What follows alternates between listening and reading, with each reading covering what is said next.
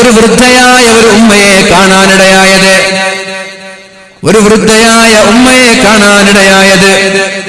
അപ്പോഴേക്കും ഉമർ ഇബ്നുൽ ഖത്താബ് റളിയല്ലാഹു അൻഹു ആ പെണ്ണിനോട് കാര്യങ്ങൾ അന്വേഷിക്കാൻ വേണ്ടി പെണ്ണിനോട് ചോദിച്ചു, എന്താണ് നിങ്ങളുടെ അവസ്ഥ, എന്താ? പെണ്ണിനോട് ചോദിച്ചു, ഉമറിനെ കുറിച്ച് നിങ്ങളുടെ അഭിപ്രായം എന്താണ്? ഉമറിനെ കുറിച്ച് നിങ്ങളുടെ അഭിപ്രായം എന്താണ്? ഒരു രാജാവ്, ഒരു അമീർ എന്റെ ദൗത്യം ഞാൻ ഭംഗിയായി നിർവഹിക്കുന്നുണ്ടോ എന്നറിയാൻ വേണ്ടി വളരെ രഹസ്യമായി രാത്രിയിൽ ഇങ്ങനെ സഞ്ചരിക്കുകയാണ്. ഈ വൃദ്ധയായ മാതാവിനറിയില്ല ഇത് അമീറുൽ മുഅ്മിനീനാണെന്ന്, ഇത് ഉമർ ഇബ്നുൽ ഖത്താബ് റളിയല്ലാഹു അൻഹു ആണെന്ന് ഈ വൃദ്ധയായ മാതാവിനറിയില്ല. ആ ഉമ്മയോട് ഉമർ തങ്ങൾ ചോദിച്ചു, ഉമറിനെ കുറിച്ച് നിങ്ങളുടെ അഭിപ്രായം എന്താ? ആ പെണ്ണ് പറഞ്ഞു, ഉമറോ ലാ ജസാഹുല്ലാഹു അന്നി ഖൈറാ, ഉമറിനെ കുറിച്ച് പറയാതിരിക്കലാണ് നല്ലത്. എനിക്ക് ഉമറിനെ കുറിച്ച് നല്ല അഭിപ്രായമല്ല, ഉമറിനെ കുറിച്ച് എനിക്ക് നല്ലത് പറയാനില്ല എന്ന് മഹാനായ ഉമർ ഇബ്നുൽ ഖത്താബ് റളിയല്ലാഹു അൻഹുവിനോട് പറഞ്ഞപ്പോഴാണ് ഉമർ തങ്ങൾ പേടിച്ചു പോയത്. എന്തുകൊണ്ട് അങ്ങനെ പറഞ്ഞു? ഉമർ എന്ത് തെറ്റാ ചെയ്തത്? അപ്പോഴാണ് ആ വൃദ്ധയായ മാതാവ് മഹാനായ ഉമർ ഇബ്നുൽ ഖത്താബ് റളിയല്ലാഹു അൻഹുവിനോട് പറയുന്നത്, അധികാരം കയ്യിൽ കിട്ടിയതിനു ശേഷം അമീറുൽ മുഅ്മിനീൻ ഉമർ ഇബ്നുൽ ഖത്താബ് റളിയല്ലാഹു അൻഹു എനിക്ക് ഇന്നേ വരെ ഒരു ദീനാറോ ഒരു ദിർഹമോ നൽകിയിട്ടേ ഇല്ല. ഞാൻ പാവപ്പെട്ട ഒരു വൃദ്ധയായ മാതാവാണ്. എന്റെ ചെലവിന് ആവശ്യമായ ദീനാറോ ദിർഹമോ ഉമർ ഇബ്നുൽ ഖത്താബ് റളിയല്ലാഹു അൻഹു എനിക്ക് നൽകിയിട്ടേ ഇല്ല. അപ്പോഴാണ് മഹാനായ ഉമർ ഇബ്നുൽ ഖത്താബ് റളിയല്ലാഹു അൻഹു ചോദിക്കുന്നത്, അല്ല ഉമ്മ, മദീനയുടെ ഏതോ ഒരു മൂലയിൽ താമസിക്കുന്ന നിങ്ങളുടെ പ്രയാസം എങ്ങനെയാണ്? മദീനയുടെ പള്ളിയിൽ, മദീനയുടെ അടുത്ത് ഭരണപ്രദേശത്ത് താമസിക്കുന്ന ഉമറിനറിയുന്നത്. തളങ്കരയിൽ ഏതോ ഒരു മൂലയിൽ താമസിക്കുന്ന ഒരു പാവപ്പെട്ട പെണ്ണിനെ കുറിച്ചിട്ട് ഇവിടെ ജീവിക്കുന്ന ആളുകൾക്ക് അറിയാന്ന് പറഞ്ഞാൽ അത് ഒരു സാധ്യമായൊരു വിഷയമല്ലല്ലോ, അല്ലെങ്കിൽ ഉപ്പമായൊരു വിഷയമല്ലല്ലോ. മദീനയുടെ ഏതോ ഒരു മുക്കുമൂലയിൽ ജീവിക്കുന്ന നിങ്ങൾക്ക് സാമ്പത്തികമായി ആവശ്യമുണ്ട് എന്ന് ഉമറിനെങ്ങനെ അറിയാം? അപ്പോഴാണ് ആ മഹദി, ആ വൃദ്ധയായ പെണ്ണ് മഹാനായ ഉമർ ഇബ്നുൽ ഖത്താബ് റളിയല്ലാഹു അൻഹുവിനോട് ചോദിക്കുന്നത്, ഉമറാണ് നീ വൃദ്ധയായ മാതാവിനറിയില്ല. സുബ്ഹാനല്ലാഹ്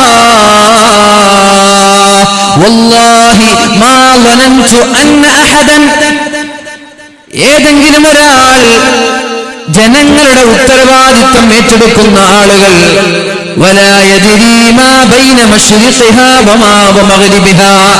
ജനങ്ങളുടെ ഉത്തരവാദിത്വം ഏറ്റെടുത്തിട്ട്, ഒരു നാടിന്റെ ദൗത്യം ഏറ്റെടുത്തിട്ട്, ഒരു സ്ഥാപനത്തിന്റെ ദൗത്യം ഏറ്റെടുത്തിട്ട് ആ സ്ഥാപനത്തിന്റെ അകത്ത് നടക്കുന്നത് അയാൾക്കറിയില്ല എന്ന് പറഞ്ഞാൽ ഇങ്ങനെ ഒരു സംഭവം ഞാൻ കേട്ടിട്ടേ ഇല്ല. ഒരു പള്ളിയുടെ ഉത്തരവാദിത്വം ഏറ്റെടുത്താൽ, ഒരു ജമാഅത്തിന്റെ ഉത്തരവാദിത്വം ഏറ്റെടുത്താൽ ആ ജമാഅത്തിന്റെ മുഴുവൻ നീക്കുപോക്കുകളും മറിയൽ നിർബന്ധമാണ്. സുബ്ഹാനല്ലാഹ്. ഒരു നാടിന്റെ ഉത്തരവാദിത്വം ഏറ്റെടുത്തിട്ട് ആ നാട്ടിലെ ഒരു പെണ്ണിന്റെ അവസ്ഥ നിനക്കറിയില്ല എന്നോ, ആ പെണ്ണിന്റെ അവസ്ഥ അമീറുൽ മുഅ്മിനീനിന് അറിയില്ല എന്നോ? എന്ത് അമീറാണത്? എന്ത് ഭരണാധികാരിയാണത്? ഉമർ കരയാൻ തുടങ്ങി. അല്ലാഹുവേ, മദീനയിലുള്ള വൃദ്ധരായ മാതാക്കൾ വരെ, മദീനയുടെ വൃദ്ധരായ ഉമ്മമാർ വരെ ഈ ഉമറിനെക്കാളും വിവരമുണ്ടല്ലോ. അല്ലാഹുവേ, ഉമർ തങ്ങൾ കരയാൻ തുടങ്ങി. മദീനയുടെ വൃദ്ധരായ വയസ്സായ ഉമ്മമാർക്ക് വരെ ഉമറിനെക്കാളും വിവരമുണ്ടല്ലോ, ഉമറിനെക്കാളും അറിവുണ്ടല്ലോ റബ്ബേ. എന്നിട്ട് മഹാനായ ഉമർ തങ്ങൾ ആ ഉമ്മയോട് ചോദിച്ചു, ഉമ്മാ യാ അമതല്ലാഹ്, ഉമ്മ നിങ്ങൾക്ക് എത്രയാണ് ചെലവിന് ആവശ്യമുള്ളത്? ഉമ്മ പറഞ്ഞു, എനിക്ക് ഇത്ര ആവശ്യമുണ്ട്, ഇത്ര ദിർഹമുകൾ എനിക്ക് ആവശ്യമുണ്ട്. നിങ്ങളാരാ? ഉമർ ഇബ്നു ഖത്താബ് റളിയല്ലാഹു അൻഹു നിങ്ങൾക്ക് അവകാശപ്പെട്ട മുതൽ നൽകാതെ ലോകത്തോട് വിട പറഞ്ഞു പോയാൽ നാളെ അള്ളാഹുവിന്റെ കോടതിയിൽ ഉമർ നാളെ അള്ളാഹുവിനോട് മാപ്പ് പറയേണ്ടി വരൂലേ? നാളെ രക്ഷപ്പെടാൻ ഉമറിന് സാധിക്കില്ലല്ലോ. അതുകൊണ്ട് ഉമറിന്റെ പകരം നിങ്ങളുടെ ആവശ്യമുള്ള തുക ഞാൻ തന്നേക്കാം. എത്രയാണ് നിങ്ങൾക്ക് വേണ്ടത്? ഉമ്മ പറഞ്ഞു, ലാ തഹ്സഅ ബിനാ, പൊന്നുമോനെ എന്നെ പരിഹസിക്കണ്ട, എന്നെ കളിയാക്കണ്ട. അപ്പോഴാണ് ഉമർ തങ്ങൾ പറഞ്ഞത്, പരിഹസിക്കുകയല്ല, നിങ്ങൾ പറഞ്ഞോളൂ, എന്താണ് നിങ്ങൾക്ക് വേണ്ടത്? ഉമർ ഭരണത്തിലേക്ക് കടന്നു വന്നത് മുതൽ ഇന്നേ വരെ എത്ര തുകയാണ് നിങ്ങൾക്ക് ആവശ്യമുള്ളത്? എന്തൊക്കെ ആവശ്യമായിരുന്നു നിങ്ങൾക്ക് വേണ്ടിയിരുന്നത്? അപ്പോഴാണ് ആ ഉമ്മ ഉമർ തങ്ങളോട് പറയുന്നത്, ഉമറാണെന്ന് ആ ഉമ്മയ്ക്ക് അറിയില്ലല്ലോ, 25 ദീനാർ എനിക്ക് ആവശ്യമുണ്ട്. എത്ര ദീനാർ? 25 ദീനാർ എനിക്ക് ആവശ്യമുണ്ട്. മഹാനായ ഉമർ ഇബ്നുൽ ഖത്താബ് റളിയല്ലാഹു അൻഹു തന്റെ പോക്കറ്റിൽ നിന്ന് 25 ദീനാർ എടുത്തിട്ട് ആ ഉമ്മയുടെ കൈകളിലേക്ക് കൊടുക്കുകയാണ്. അപ്പോഴാണ് അലി ഇബ്നു അബീ ത്വാലിബ് റളിയല്ലാഹു അൻഹു, മഹാനായ അബ്ദുല്ലാഹ് ഇബ്നു മസ്ഊദ് റളിയല്ലാഹു അൻഹു ആ വഴിയിലേക്ക് ഇങ്ങനെ കടന്നു വരുന്നത്. 25 ദീനാർ കയ്യിൽ പിടിച്ചിട്ട് വൃദ്ധയായ ഉമ്മയുടെ കയ്യിലേക്ക് കൊടുക്കുമ്പോഴാണ് അലി ഇബ്നു അബീ ത്വാലിബ് റളിയല്ലാഹു അൻഹു മഹാനായ അബ്ദുല്ലാഹ് ഇബ്നു മസ്ഊദ് റളിയല്ലാഹു അൻഹു കടന്നു വരുന്നത്. ഉമർ തങ്ങളെ കണ്ടപാടെ രണ്ടുപേരും പറഞ്ഞു, അസ്സലാമു അലൈക യാ അമീറൽ മുഅ്മിനീൻ. ഉമർ തങ്ങളെ അസ്സലാമു അലൈക്കും.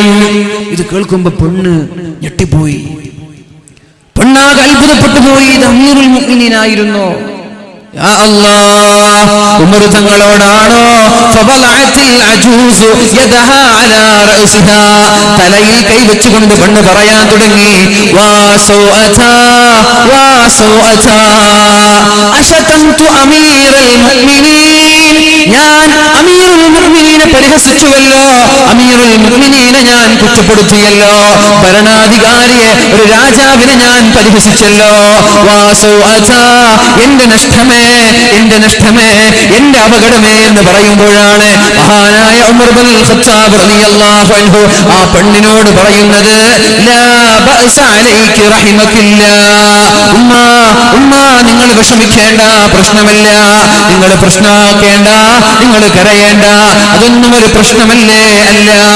എന്നിട്ട് മഹാനായ ഉമർ ഇബ്നുൽ ഖത്താബ് റളിയല്ലാഹു അൻഹു അലി തങ്ങളോടും ഇബ്നു മസ്ഊദ് റളിയല്ലാഹു അൻഹുവിനോടും ചോദിക്കുകയാണ്, നിങ്ങളുടെ കയ്യിൽ എഴുതാനുള്ള വല്ല വസ്തുക്കളുമുണ്ടോ? മരത്തിന്റെ കഷ്ണങ്ങളോ ഓലകളോ കല്ലുകളോ നിങ്ങളുടെ കയ്യിലുണ്ടോ? അവര് പറഞ്ഞു, ഇല്ല, ഞങ്ങളുടെ കയ്യിലില്ല. അപ്പോഴാണ് മഹാനായ ഉമർ ഇബ്നുൽ ഖത്താബ് റളിയല്ലാഹു അൻഹു, കേൾക്കണേ എന്റെ ശബ്ദം ശ്രവിക്കുന്ന സഹോദരങ്ങളോട്, സഹോദരിമാരോട് ഞാൻ പറയുന്നത്, അധികാരം എന്ന് പറയുന്നത് എല്ലാവർക്കും അലങ്കാരമാണ്. പക്ഷേ അത് പേടിയാണ്. സൂക്ഷ്മതയോടെ, ഭയഭക്തിയോടെ, ഇഖ്ലാസോടെ പ്രവർത്തിച്ചില്ലെങ്കിൽ ഈ അധികാരം കാരണം നാളെ നരകത്തിലേക്ക് പോവേണ്ട അവസ്ഥ നമ്മൾക്ക് വരും. അധികാരത്തിന് വേണ്ടി വടംവലിയാണ് എല്ലാ പള്ളികളിലും, എല്ലാ സ്ഥലങ്ങളിലും. അധികാരത്തിന് വേണ്ടി പല ആളുകളും ഒരുപാട് പ്രയത്നിക്കുന്നുണ്ട്, ഒരുപാട് ആഗ്രഹിക്കുന്നുണ്ട്. പക്ഷേ അധികാരത്തിൽ വല്ല ന്യൂനത വന്നു പോയാൽ, ഉത്തരവാദിത്വത്തിൽ വല്ല വീഴ്ചയും വന്നു പോയാൽ നാളെ അള്ളാഹുവിന്റെ സ്വർഗം കാണാൻ കഴിയൂല. മഹാനായ ഉമർ ഇബ്നുൽ ഖത്താബ് റളിയല്ലാഹു അൻഹു തന്റെ കുപ്പായത്തിൽ നിന്ന് ഒരു കഷ്ണം തുണി കീറിയെടുത്തിട്ട്, ഒരു കഷ്ണം കീറിയെടുത്തിട്ട് ആ ഉമ്മയുടെ മുമ്പില് അലി തങ്ങളെ സാക്ഷിയാക്കി, അബ്ദുല്ലാഹ് ഇബ്നു മസ്ഊദ് റളിയല്ലാഹു അൻഹുവിനെ സാക്ഷിയാക്കിയിട്ട് മഹാനായ ഉമർ തങ്ങൾ എഴുതുകയാണ്, ബിസ്മില്ലാഹിർ റഹ്മാനിർ റഹീം, അല്ലാഹുവിന്റെ നാമം കൊണ്ട് ഞാൻ എഴുതുകയാണ്, ഹാദാ മശ്തറാ ഉമറു, ഇത് ഉമർ ഇന്നാലിന്ന പെണ്ണിൽ നിന്ന് വാങ്ങിക്കുന്ന കരാറാണ്. ഉമർ തങ്ങൾ ഭരണം ഏറ്റെടുത്തത് മുതൽ ഇന്നേ വരെ തിരിഞ്ഞു നോക്കിയിട്ടില്ല എന്ന് പറയുന്ന പെണ്ണിന് എന്തൊക്കെയാണോ അവകാശമുള്ളത് അത് മുഴുവനും ചെയ്തു കൊടുത്തു എന്നതിന്റെ സാക്ഷിപത്രമാണ് എന്ന് മഹാനായ ഉമർ തങ്ങൾ എഴുതി വെച്ചോ. എന്നിട്ട് അതേ കടലാസ് കഷ്ണത്തിൽ, അതേ തുണി കഷ്ണത്തിൽ മഹാനായ ഉമർ തങ്ങൾ എഴുതുകയാണ്, ഇനി ഈ പെണ്ണ് നാളെ മഹ്ശറാ ലോകത്ത് വന്നിട്ട് ഉമർ എനിക്ക് സഹായം ചെയ്തിട്ടില്ല, ഉമർ എനിക്ക് എന്നെ സഹായിച്ചിട്ടില്ല, എന്നെ തിരിഞ്ഞു നോക്കിയിട്ടില്ല എന്ന് ഈ പെണ്ണങ്ങാനും നാളെ മഹ്ശറാ ലോകത്ത് പറഞ്ഞാൽ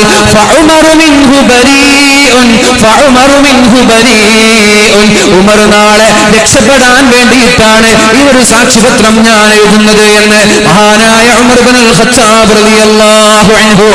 എന്നിട്ട് മഹാനായ അലി തങ്ങളുടെ മുമ്പിൽ വെച്ചിട്ട്, മഹാനായ ഇബ്നു മസ്ഊദ് റളിയല്ലാഹു അൻഹുവിന്റെ മുമ്പിൽ വെച്ചിട്ട് തന്റെ പൊന്നുമോനെ വിളിക്കുകയാണ്, മോനെ നീ ഇങ്ങോട്ട് വാ, മോനെ നീ ഇങ്ങോട്ട് വാ. എന്നിട്ട് മകന്റെ കയ്യിൽ ആ തുണി കഷ്ണം കൊടുക്കുകയാണ്. എന്നിട്ട് പറഞ്ഞു, ഇതാ അനമിച്ചു, ഞാൻ മരിച്ചുപോയാൽ ഫജഅൽഹു ഫീ കഫനി, എന്റെ കഫൻപുടയിൽ ഇത് നീ തുന്നി ചേർക്കണം മോനെ. നാളെ കാരണം ഒരു ലോകം വരാനുണ്ട്, മഹ്ശറാ ലോകം. എന്താണ് ആ ലോകത്തിന്റെ അവസ്ഥ? ഫീ യൗമിൻ കാന മിഖ്ദാറുഹു 50,000 സന. അവിടുത്തെ ഒരു ദിവസം എന്ന് പറയുന്നത് ഇവിടുത്തെ 50,000 വർഷത്തിന്റെ ദൈർഘ്യമുള്ള സ്ഥലമാണ്. 60 വർഷമാകുമ്പോഴേക്കും ജീവിച്ചിട്ട് ആളുകൾക്ക് മടുത്തുപോയി, 80 വയസ്സാകുമ്പോഴേക്കും ആളുകൾക്ക് ജീവിച്ചിട്ട് മടുത്തുപോയി. 100 ആണെങ്കിൽ പറയേ വേണ്ട, അല്ലാഹുവേ എന്നെ ഒന്ന് കൊണ്ടുപോ, അല്ലാഹുവേ എന്നെ ഒന്ന് മരിപ്പിക്കണേ എന്ന് ദുആ ചെയ്യുന്ന ആളുകൾ എത്രയാണ്? ഞാൻ പറയട്ടെ, എന്നാൽ 80 വർഷമല്ല, അവിടുത്തെ ഒരു ദിവസം എന്ന് പറയുന്നത് ഫീ യൗമിൻ കാന മിഖ്ദാറുഹു 50,000 സന. ഒരു ദിവസം എന്ന് പറയുന്നത് 50,000 വർഷത്തിന്റെ ദൈർഘ്യമാണ്. ഉടുതുണിക്ക് മറുതുണിയില്ലാതെ ആളുകൾ പരസ്പരം, ആണുങ്ങൾ പെണ്ണുങ്ങളെ, പെണ്ണുങ്ങൾ ആണുങ്ങളെ നോക്കൂലേ എന്ന് അല്ലാഹുവിന്റെ ഹബീബിനോട് ആയിഷ ബീവി റളിയല്ലാഹു അൻഹ ചോദിച്ച ഹദീസ് നമ്മൾക്കറിയാം അല്ലേ? നബി തങ്ങളല്ലേ പറഞ്ഞത്, പെണ്ണുങ്ങളും ആണുങ്ങളും ചെരുപ്പില്ലാതെ, വസ്ത്രമില്ലാതെ, കുപ്പായമില്ലാതെ, നൈക്കഡായി, നഗ്നരായി, ഒരു കുപ്പായം പോലുമില്ലാതെ, ഇന്നർ വിയർ പോലുമില്ലാതെ ആണുങ്ങളും പെണ്ണുങ്ങളും എല്ലാവരും ഒന്നിച്ചിട്ടാണ് നാളെ ഒരുമിച്ച് കൂട്ടപ്പെടുന്നതെന്ന് പറഞ്ഞപ്പോ മഹദിയായ ആയിഷ ബീവി ചോദിച്ചില്ലേ, യാ റസൂലല്ലാഹ്, അല്ലാഹുവിന്റെ ഹബീബേ, ആണുങ്ങൾ പെണ്ണുങ്ങളുടെ ഔറത്തിലേക്ക് നോക്കൂല നബിയെ. ആരെങ്കിലും കുളിക്കുന്നത്, ആരെങ്കിലും എവിടെയെങ്കിലും എന്തെങ്കിലും ചെയ്യുന്നത് ഹിഡൻ ക്യാമറകളിലൂടെ, ഒളി ക്യാമറകളിലൂടെ ഒപ്പിയെടുക്കുന്ന കാലമാണിത്. ഹിഡൻ ക്യാമറകളിലൂടെ ടെക്സ്റ്റൈൽസുകളിൽ പോയി വസ്ത്രം ചേഞ്ച് ചെയ്യുന്നത് പരിശുദ്ധ റസൂലുള്ളാഹി സ്വല്ലല്ലാഹു അലൈഹി വസല്ലമ തങ്ങള് ഈ 21-ാം നൂറ്റാണ്ടിന്റെ പെണ്ണുങ്ങളോടൊരു ഹദീസ് പറഞ്ഞു തന്നിട്ടുണ്ട്. പെണ്ണുങ്ങളെ, സ്ത്രീകളെ, നിങ്ങൾ നിങ്ങളുടെ കുപ്പായം നിങ്ങളുടെ വീട്ടിലല്ലാതെ മാറാൻ പാടില്ല എന്ന് വളരെ സ്വഹീഹായ ഹദീസാണിത്, തമാശയില്ലല്ലോ. എന്തേ അങ്ങനെ പറഞ്ഞത്? അല്ലാഹുവിന്റെ ഹബീബിനെ നുബുവത്തിന്റെ കണ്ണുകൊണ്ട് കാണാനറിയാം. 21-ാം നൂറ്റാണ്ടിൽ ടെക്സ്റ്റൈൽസുകളുടെ ഡ്രസ്സിംഗ് ചേഞ്ചിന്റെ റൂമുകളിൽ ഹിഡൻ ക്യാമറകൾ വെക്കുമെന്നറിയാം. ക്യാമ്പസിന്റെ കലാലയങ്ങളുടെ ബാത്റൂമുകളിൽ ക്യാമറകൾ വെക്കുമെന്നറിയാം. എവിടെ പോയാലും ഹിഡൻ ക്യാമറകളുമായി പെണ്ണിന്റെ രഹസ്യം ഒപ്പിയെടുക്കുമെന്നറിയാം. അതുകൊണ്ടാണ് അല്ലാഹുവിന്റെ ഹബീബ് പെണ്ണിനോട് പറഞ്ഞത്, പെണ്ണേ, നിന്റെ വസ്ത്രം നിന്റെ വീട്ടിലല്ലാതെ നീ മാറാൻ പാടില്ല. എത്ര നല്ല ഹദീസാണിത് അല്ലേ? എന്തൊരു അത്ഭുതമാണ് ഈ ഹദീസൊക്കെ. ഈ ഒരു ഹദീസ് അടിസ്ഥാനമാക്കി സ്വന്തം വസ്ത്രം വീട്ടിൽ മാത്രമേ മാറ്റിവെക്കൂ എന്ന് പെണ്ണ് തീരുമാനിച്ച ഏതെങ്കിലും ഒരു പെണ്ണിന്റെ നഗ്നത നമ്മുടെ വാട്സപ്പിൽ വരുമോ? നമ്മുടെ ഫേസ്ബുക്കിൽ വരുമോ? നമ്മൾ കാണേണ്ടി വരുമോ? ഇല്ല. അതുകൊണ്ട് അല്ലാഹുവിന്റെ ഹബീബ് 21-ാം നൂറ്റാണ്ടിലെ പെണ്ണുങ്ങളോട് പ്രത്യേകമായി പറയാണ്, സൂക്ഷിച്ചാൽ ദുഃഖിക്കേണ്ടതില്ല, സൂക്ഷിക്കുന്ന ആളുകൾക്ക് വിജയിക്കാം. ഹബീബ് പറഞ്ഞു, നിങ്ങൾ നിങ്ങളുടെ വസ്ത്രം നിങ്ങളുടെ വീട്ടിൽ വെച്ചേ മാറാൻ പാടുള്ളൂ. അല്ലാഹു തൗഫീഖ് ചെയ്യട്ടെ, അല്ലാഹു തൗഫീഖ് ചെയ്യട്ടെ. പ്രിയപ്പെട്ട സഹോദരങ്ങളോട്, സഹോദരിമാരോട് പറയാനുള്ളത്, പരിശുദ്ധ റസൂലുള്ളാഹി സ്വല്ലല്ലാഹു അലൈഹി വസല്ലമ തങ്ങൾ ആയിഷ ബീവി റളിയല്ലാഹു അൻഹ ചോദിച്ചപ്പോൾ ആയിഷ ബീവിയോട് പറയാണ്, ആയിഷ, വസ്ത്രമില്ലാതെ നഗ്നരായിട്ടാണ് ആളുകൾ ഒരുമിച്ച് കൂടുന്നതെങ്കിലും ഒരാളും മറ്റൊരാളെ നോക്കുന്ന സമയമല്ല. ഒരാളും മറ്റൊരാളെ നോക്കുന്ന സമയമല്ല എന്ന് ആയിഷ ബീവിയോട് അല്ലാഹുവിന്റെ ഹബീബായ മുഹമ്മദുർ റസൂലുള്ളാഹി സ്വല്ലല്ലാഹു അലൈഹി വസല്ലമ തങ്ങൾ പറഞ്ഞുവല്ലോ. അപ്പൊ അതുകൊണ്ട് ആ മഹ്ശറ ലോകത്ത് ഒരു ദിവസം എന്ന് പറയുന്നത് 50,000 വർഷത്തിന്റെ ദൈർഘ്യമാണ്. അവിടെ രക്ഷപ്പെടാൻ വേണ്ടി മഹാനായ ഉമർ ഇബ്നുൽ ഖത്താബ് റളിയല്ലാഹു അൻഹു വീഴ്ച വരാതെ, ന്യൂനതകൾ വരാതെ, കുറവില്ലാതെ തന്റെ ഉത്തരവാദിത്തം വളരെ ഭംഗിയായി നിർവഹിക്കുകയാണ്. പരിശുദ്ധ റസൂലുള്ളാഹി സ്വല്ലല്ലാഹു അലൈഹി വസല്ലമ തങ്ങൾ നമ്മോട് പഠിപ്പിക്കുന്നുണ്ട്. എന്താണ് പൊതുപ്രവർത്തനം എന്ന് പഠിപ്പിക്കുന്നുണ്ട്. പൊതുപ്രവർത്തകരെ, രാഷ്ട്രീയക്കാരെ, സംഘടനാ പ്രവർത്തകരെ, പ്രത്യേകിച്ച് നമ്മുടെ ഈ ഉറൂസിന് വേണ്ടി ആത്മാർത്ഥമായി ഇഖ്ലാസോടുകൂടി വളണ്ടിയർ പ്രവർത്തനം നടത്തുന്ന ചെറുപ്പക്കാരെ, അല്ലാഹുവിന്റെ ഹബീബിനോട് ഒരാൾ കടന്നു വന്നിട്ട് ചോദിക്കുകയാണ്, യാ റസൂലല്ലാഹ്, അല്ലാഹുവിന്റെ ഹബീബേ, മുത്ത് നബിയേ, അയ്യുന്നാസി അഹബ്ബു ഇലല്ലാഹ്, അല്ലാഹു ഏറ്റവും സ്നേഹിക്കുന്നത് ആരെയാണ് നബിയേ? അല്ലാഹുവിന് ഏറ്റവും ഇഷ്ടം ആരോടാണ് നബിയേ? നബി തങ്ങൾ പറഞ്ഞു, സ്വഹാബിയുടെ ചോദ്യത്തിന് അല്ലാഹുവിന്റെ ഹബീബ് മറുപടി പറയുകയാണ്, അഹബ്ബുന്നാസി ഇലല്ലാഹി തആല അൻഫഉഹും ലിന്നാസ്, നിങ്ങളിൽ ജനങ്ങൾക്ക് ഏറ്റവും ഉപകാരം ചെയ്യുന്ന ആളുകൾ ആരാ? ജനങ്ങൾക്ക് ഏറ്റവും ഉപകാരം ചെയ്യുന്ന ആളുകൾ ആരാ? എന്തെങ്കിലും ഒരു ആവശ്യം ഉണ്ടാകുമ്പോ നമ്മുടെ നാട്ടിൽ ഇന്നാലിന്ന ആളുടെ പേരാ ഓർമ്മ വരിക. ഇന്നാലിന്ന ആളെ കണ്ട അത് ശരിയാവും. എന്തെങ്കിലും ഒരു പേപ്പർ ശരിയാവാനുണ്ട്, അല്ലെങ്കിൽ മകളുടെ കല്യാണക്കാര്യം ശരിയാവാനുണ്ട്, വീടിന്റെ പെർമിഷൻ വേണം, അത് ഇന്നാലിന്ന ആളുകളെ കണ്ടാൽ ശരിയാകും. അവരാണ് അല്ലാഹുവിന്റെ ഏറ്റവും ഇഷ്ടക്കാർ. അഥവാ നാട്ടിൽ ഊണും ഉറക്കമില്ലാതെ സാമൂഹിക സേവനം ചെയ്യുന്ന, പൊതുപ്രവർത്തനത്തിന് ചുക്കാൻ പിടിക്കുന്നവരാണ് ഏറ്റവും നല്ലവരെന്ന് പരിശുദ്ധ റസൂലുള്ളാഹി സ്വല്ലല്ലാഹു അലൈഹി വസല്ലം. ഒരുപക്ഷേ നമ്മുടെ നിസ്കാരം കൊണ്ട്, നമ്മുടെ നോമ്പ് കൊണ്ട്, നമ്മുടെ സക്കാത്ത് കൊണ്ട് നമ്മൾക്ക് രക്ഷപ്പെടാൻ സാധിച്ചു കൊള്ളണമെന്നില്ല. നിങ്ങൾക്ക് തോന്നുന്നുണ്ടോ നമ്മുടെ നിസ്കാരം കൊണ്ട് നമ്മൾ നാളെ രക്ഷപ്പെടുമെന്ന് തോന്നുന്നുണ്ടോ? നമ്മുടെ ഖുർആൻ കൊണ്ട് നമ്മൾക്ക് രക്ഷപ്പെടാൻ സാധിക്കുമെന്ന് തോന്നുന്നുണ്ടോ? അല്ലാഹുവിന്റെ ഹബീബായ മുഹമ്മദുർ റസൂലുള്ളാഹി സ്വല്ലല്ലാഹു അലൈഹി വസല്ലമ തങ്ങൾ പറയാണ്, ശ്രദ്ധിക്കണേ, അല്ലാഹുവിന്റെ ഹബീബ് പറയാണ്, ഒരാളും ഒരാളുടെ അമല് കൊണ്ടും രക്ഷപ്പെടൂല. അമല് കൊണ്ട് ഒരാളും രക്ഷപ്പെടൂല. അമല് കൊണ്ട് രക്ഷപ്പെടൂല. അമല് മീൻസ് നമ്മുടെ നിസ്കാരം, നോമ്പ്, സക്കാത്ത്, മറ്റുള്ള പ്രവർത്തനങ്ങൾ കൊണ്ട് ഒരാളും രക്ഷപ്പെടൂല. സ്വഹാബാക്കൾ ചോദിച്ചു, രാത്രി തഹജ്ജുദ് നിസ്കാരത്തിന് എണീറ്റ് അരമണിക്കൂറോ 1 മണിക്കൂറോ മുമ്പ് തഹജ്ജുദിന് എണീറ്റ് നിസ്കരിച്ചിട്ട് അല്ലാഹുവിനോട് കരഞ്ഞ് ഇസ്തിഗ്ഫാർ ചൊല്ലി എന്നതുകൊണ്ട് നീ രക്ഷപ്പെടണമെന്നില്ല. വലാ അൻത യാ റസൂലല്ലാഹ്, അല്ലാഹുവിന്റെ ഹബീബേ, അങ്ങും നാളെ രക്ഷപ്പെടൂലേ? അങ്ങും നാളെ രക്ഷപ്പെടൂലേ? അങ്ങയുടെ അമല് കൊണ്ട്, അങ്ങയുടെ സൽപ്രവർത്തനം കൊണ്ട് അങ്ങും നാളെ രക്ഷപ്പെടൂലേ എന്ന് അല്ലാഹുവിന്റെ ഹബീബിനോട് സ്വല്ലല്ലാഹു അലൈഹി വസല്ലമ തങ്ങളോട് സ്വഹാബാക്കൾ ചോദിച്ചപ്പോഴാണ് അല്ലാഹുവിന്റെ ഹബീബ് പറഞ്ഞത്, വലാ അന, ഞാനും എന്റെ അമല് കൊണ്ട് രക്ഷപ്പെടൂല. നബി തങ്ങൾ പോലും രക്ഷപ്പെടൂല. ഇല്ലാ തഗമ്മദനി അല്ലാഹ്, അല്ലാഹുവിന്റെ റഹ്മത്തില്ലാതെ, അല്ലാഹുവിന്റെ ഫളലില്ലാതെ, അല്ലാഹുവിന്റെ ഔദാര്യമില്ലാതെ ഞാനും എന്റെ അമല് കൊണ്ട് രക്ഷപ്പെടുമെന്ന് എനിക്ക് തോന്നുന്നില്ല എന്ന് മുഹമ്മദുർ റസൂലുള്ളാഹ്. അമല് കൊണ്ട് രക്ഷപ്പെട്ടുകൊള്ളണമെന്നില്ല.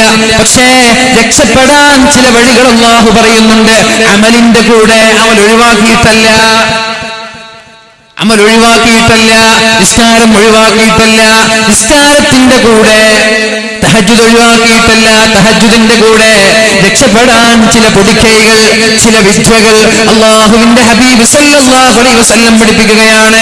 വഅയ്യുൽ അഅമാലി അഹബ്ബു ഇലല്ലാഹ്, ജനങ്ങളിൽ ഏറ്റവും അല്ലാഹുവിന് ഇഷ്ടം ആരോടാണെന്ന് ചോദിച്ചപ്പോ അല്ലാഹുവിന്റെ ഹബീബ് പറഞ്ഞത്, ജനങ്ങൾക്ക് ഏറ്റവും ഉപകാരം ചെയ്യുന്നവരോടാണ് അല്ലാഹുവിന് ഏറ്റവും ഇഷ്ടം. അല്ലാഹുവിന് ഏറ്റവും കോപം ആരോടായിരിക്കും? അല്ലാഹുവിന് ഏറ്റവും ഇഷ്ടം ജനങ്ങൾക്ക് ഏറ്റവും ഉപകാരം ചെയ്യുന്ന ആളുകളോടാണ്. അല്ലാഹുവിന് ഏറ്റവും കോപം ആരോടായിരിക്കും? ജനങ്ങളെ ഉപദ്രവിക്കുന്നവൻ, ജനങ്ങളെ ദ്രോഹിക്കുന്നവൻ, ആവശ്യമില്ലാതെ ഒരു ആവശ്യം ഉണ്ടാവൂല എന്നാലും ജനങ്ങളെ ബുദ്ധിമുട്ടിക്കുക, ജനങ്ങളെ ദ്രോഹിക്കുക. അങ്ങനെ ചില ആളുകൾ ബോധം നൽകട്ടെ, അള്ളാഹു ബോധം നൽകട്ടെ. അത് അപകടമാണ്. അടുത്ത ചോദ്യം അള്ളാഹുവിന്റെ ഹബീബിനോട് ചോദിക്കുന്നുണ്ട്, അള്ളാഹു ഏറ്റവും ഇഷ്ടപ്പെടുന്ന അമലേതാണ് നബിയെ? അള്ളാഹു ഏറ്റവും ഇഷ്ടപ്പെടുന്ന അമലേതാണ് നബിയെ? അപ്പോഴാണ് റസൂലുള്ളാഹി, കേൾക്കണേ എന്റെ സുഹൃത്തുക്കൾ, എന്റെ ചെറുപ്പക്കാരോട് എനിക്ക് പറയാനുള്ളത്, എന്തെങ്കിലും ഒരു പ്രയാസം ഉണ്ടാകുമ്പോ എല്ലാം മറന്ന്, വീട് മറന്ന്, കുടുംബം മറന്ന്, ശരീരം മറന്നിട്ട് സേവനം ചെയ്യാൻ ഓടിച്ചെല്ലുന്ന ചില ആളുകളുണ്ട്. കേൾക്കണേ, ചെവി തുറന്ന് കേൾക്കണേ. ഈ ഒരു പ്രഭാഷണം കൊണ്ട്, ഈ ഒരു സദസ് കൊണ്ട് നമ്മുടെ ജീവിതത്തിൽ ഒരു മാറ്റം നമ്മൾക്കുണ്ടാവണം. അല്ലാഹു തൗഫീഖ് ചെയ്യട്ടെ. നമ്മുടെ പ്രവർത്തനങ്ങളിൽ അല്ലാഹു ഏറ്റവും ഇഷ്ടപ്പെടുന്നത് സുറൂറുൻ തുദ്ഖിലുഹു അലാ മുസ്ലിം, സുറൂറുൻ തുദ്ഖിലുഹു അലാ മുസ്ലിം. ഒരു മുസ്ലിമിനെ സന്തോഷിപ്പിക്കുക എന്നതാണ്, ഒരു മുസ്ലിമിനെ സന്തോഷിപ്പിക്കുക എന്നതാണ് അല്ലാഹു ഏറ്റവും ഇഷ്ടപ്പെടുന്ന അമല് എന്ന് പരിശുദ്ധ റസൂലുള്ളാഹ്.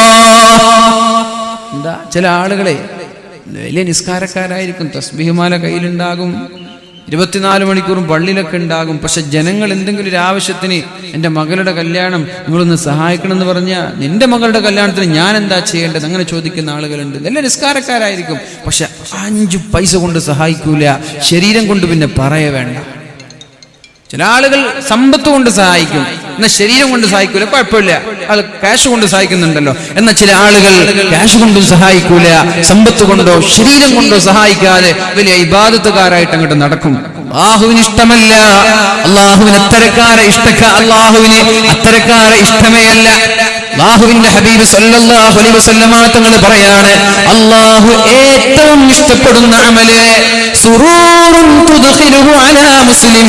ഒരു മുസ്ലിമിന് നീ നൽകുന്ന സന്തോഷം, ഒരു മുസ്ലിമിനെ സന്തോഷിപ്പിക്കാൻ കഴിഞ്ഞാൽ അതാണ് നിന്റെ അന്നത്തെ ഏറ്റവും നല്ല അമല് എന്ന് പരിശുദ്ധ റസൂലുള്ളാഹി സല്ലല്ലാഹു അലൈഹി വസല്ലം. ഇന്ന് ജുമാ നിസ്കാരം കഴിഞ്ഞിട്ട് നമ്മുടെ കാസർഗോഡ് ഭാഗത്തുള്ള അന്ധനായ, കണ്ണ് കാണാത്ത ഒരാൾ പള്ളിയിലേക്ക് കടന്നു വരികയുണ്ടായി. എന്നിട്ട് പറഞ്ഞു, ഞങ്ങളുടെ വീട്ടിലെ 7 പേരും അന്ധന്മാരാണ്, ഞങ്ങളുടെ വീട്ടിലെ 7 പേരും അന്ധന്മാരാണ്, ഒരു വീടെടുക്കണമെന്നുണ്ട്, സഹായിക്കണമെന്ന് പറഞ്ഞപ്പോ എല്ലാം അകമഴിഞ്ഞുകൊണ്ട് സഹായിച്ച ആളുകളുണ്ട്. പക്ഷേ ഞാൻ പറയുന്നത്, നമ്മുടെ പള്ളിയിൽ നടക്കുന്ന പിരിവുകൾ ഒരു പരിഹാരമാവുന്നില്ല. ആവശ്യത്തിനനുസരിച്ചല്ല നമ്മൾ കൊടുക്കുന്നത്, ആവശ്യത്തിനനുസരിച്ചിട്ടല്ല നമ്മൾ കൊടുക്കുന്നത്. ഒരു വീടെടുക്കണമെന്ന് പറഞ്ഞിട്ട് പള്ളിയിലേക്ക് വരുമ്പോ നമ്മളാകെ ഒരു പിരിച്ചിട്ട് 50 രൂപ, 100 രൂപ, 10 രൂപ ഒക്കെ കൊടുത്തിട്ട് അവസാനം എണ്ണി നോക്കുമ്പോ 3000 രൂപ. 3000 രൂപ കൊണ്ട് ഒരു വീടിന്റെ കട്ടിൽ വെക്കാൻ പറ്റുമോ? ഞാൻ ചോദിക്കട്ടെ. സ്വന്തമായിട്ട് 4000 സ്ക്വയർ ഫീറ്റിന്റെ, 10000 സ്ക്വയർ ഫീറ്റിന്റെ, 2.5 കോടിയുടെ, 5 കോടിയുടെ ഒക്കെ വീട് നമ്മൾ നിർമ്മിക്കുമ്പോ പാവപ്പെട്ട ഒരാൾ നമ്മുടെ സമീപത്തേക്ക് കടന്നു വന്നിട്ട് കണ്ണിന് കാഴ്ചശക്തിയില്ല, വീടെടുക്കാൻ സഹായിക്കുമോ എന്ന് ചോദിക്കുമ്പോ മാന്യമായ തുകയെങ്കിലും നമ്മൾ നൽകേണ്ടേ? സ്വന്തമായി വീടെടുത്ത് കൊടുക്കണമെന്നല്ല ഞാൻ പറയുന്നത്. അങ്ങനെ കൊടുക്കുന്ന ആളുകളുണ്ട്, അല്ലാഹു അവർക്ക് പ്രതിഫലം നൽകട്ടെ, അല്ലാഹു അവരെ അനുഗ്രഹിക്കട്ടെ. സ്വന്തമായി സഹായിക്കണമെന്നല്ല, മാന്യമായൊരു തുകയെങ്കിലും നമ്മൾ നൽകണ്ടേ? മാലിക് ദിനാർ റളിയല്ലാഹു അൻഹുവിന്റെ ഉറൂസായതുകൊണ്ട് ഇവിടെ ബക്കറ്റ് വിതരണമില്ല, അല്ലേ? ഇവിടൊക്കെ ബക്കറ്റ് വിതരണം ചെയ്താലേ ഒരു 5-10 ലക്ഷം രൂപയൊക്കെ സദസ്സ് തന്നെ സ്വരൂപിക്കാൻ പറ്റുന്ന ഒരു മേഖലയാണ്. മറ്റുള്ള വാതിലൊക്കെ ബക്കറ്റ് ഉണ്ടാകും, ബക്കറ്റ് ഇല്ലാത്ത വാതുകൾ കുറവാണ്. ആ ബക്കറ്റ് ഇങ്ങനെ വരുമ്പോ പോക്കറ്റിൽ നിന്ന് പൈസ എടുക്കും. 2000 ഉണ്ടാകും, 500 ഉണ്ടാകും, 100 ഉണ്ടാകും, 50 ഉണ്ടാകും, 10 ഉണ്ടാകും. എന്നിട്ട് 10 എടുത്തിട്ട് കൊടുക്കും. ഇല്ലേ ഇല്ലേ, നിങ്ങൾ ആലോചിച്ച് നോക്കി. എന്നിട്ട് സംഘാടകർ എണ്ണന്നെ വലിയൊരു ഇത്തക്കളൊക്കെ കെട്ടാണ്, ഇങ്ങനെ എണ്ണി 10 അരമണിക്കൂർ എണ്ണി നോക്കുമ്പോൾ ആകത്തിലുള്ളത് 1000 രൂപ. എന്ത് കാര്യം! ഓരോന്നിനും ഒരു മാന്യതയുണ്ട്.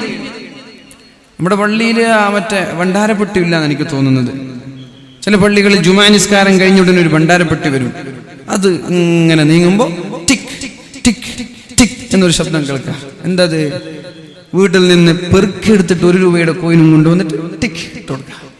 5 രൂപയുടെ കോയിൻ കൊണ്ടുവന്നിട്ട് ടിക്. മിനിമം അവിടെ ഒരു 10 മിനിമം ഇടാൻ നമ്മൾക്ക് പറ്റണം. വാലിന്റെ സദസ്സിലേക്ക് ബക്കറ്റ് വരുമ്പോൾ മിനിമം ഒരു 100 ഇടാൻ നമ്മൾക്ക് പറ്റണം. എല്ലാ ആളുകൾക്കല്ല, എല്ലാ ആളുകൾക്കും അങ്ങനെ കൊടുക്കാൻ കഴിഞ്ഞു കൊള്ളണമെന്നില്ല. പക്ഷേ കഴിയുന്നവരുണ്ട്, അവരും ഈ ടിക് എന്ന് പറഞ്ഞിട്ട് 1 രൂപ 2 രൂപ ഇട്ട് കൊടുക്കരുത്. 10 രൂപയുടെ നോട്ടൊന്നും ബക്കറ്റിലിട്ട് കൊടുക്കരുത്. ഇതൊക്കെ ഓരോന്നിനും ഒരു മാന്യതകളുണ്ട്. ഞാൻ പറഞ്ഞു വന്നത്, വീടെടുക്കാൻ വരുമ്പോൾ അതിനനുസരിച്ച് കൊടുക്കണം. വെറുതെ ഒരാൾ വന്നിട്ട് വല്ലതും തരണേ, ഒരു 10 രൂപ കുഴപ്പമില്ല, ഞാൻ വീടെടുക്കാൻ വളരെ കഷ്ടത്തിലാണ് എന്ന് പറഞ്ഞൊരു മിനിമം നല്ലൊരു മാന്യമായ രീതിയിൽ സഹകരിക്കണ്ടേ? അത് അവരെ സന്തോഷിപ്പിക്കലാണ്. അന്ന് നമ്മൾ ചെയ്യുന്ന ആ ഒരു ദിവസത്തിൽ നമ്മൾ ചെയ്യുന്ന പ്രവർത്തനങ്ങളിൽ അള്ളാഹു ഏറ്റവും ഇഷ്ടപ്പെടുന്നത് ആ ഒരു മുഅ്മിനെ സന്തോഷിപ്പിച്ചതാണ്. നമ്മുടെ സമ്പാദ്യങ്ങൾ നമ്മൾ ഉണ്ടാക്കിയതല്ല, നമ്മുടെ ഒന്നും നമ്മൾ ഉണ്ടാക്കിയതല്ല, എല്ലാം അള്ളാഹു തന്നതാണ്.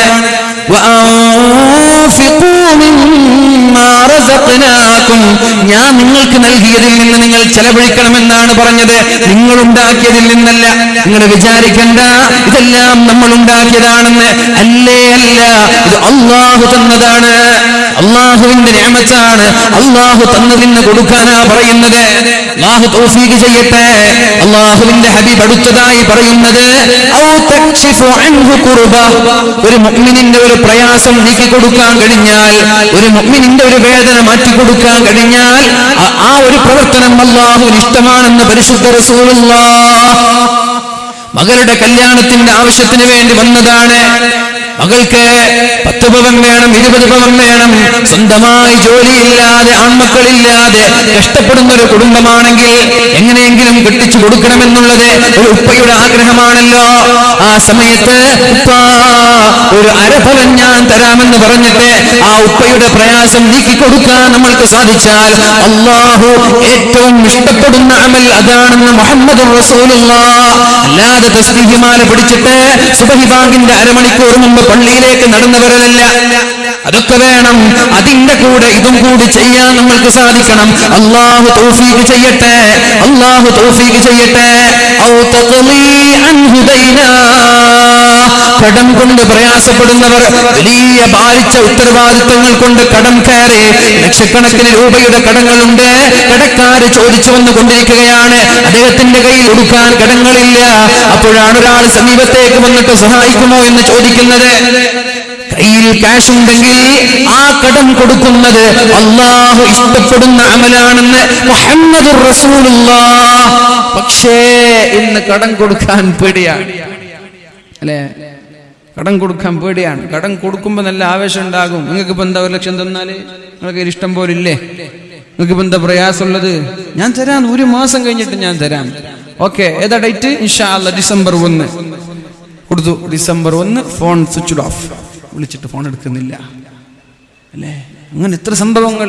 കടം കൊടുക്കും, തിരിച്ചു തരുമ്പോ പിന്നെ നമ്മളോട് ദേഷ്യാണ്. അയാൾക്ക് എന്തിപ്പോ കടത്തിന്റെ ആവശ്യം എന്താ?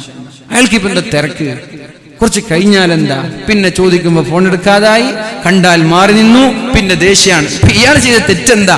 ഇയാളൊരു സഹായം ചോദിച്ചപ്പോ 1 ലക്ഷം കൊടുത്തു എന്നുള്ളതാണ്. പിന്നെ ഇയാളോട് പണക്കാണ്. അങ്ങനെ ഒരു കാലമാണ്.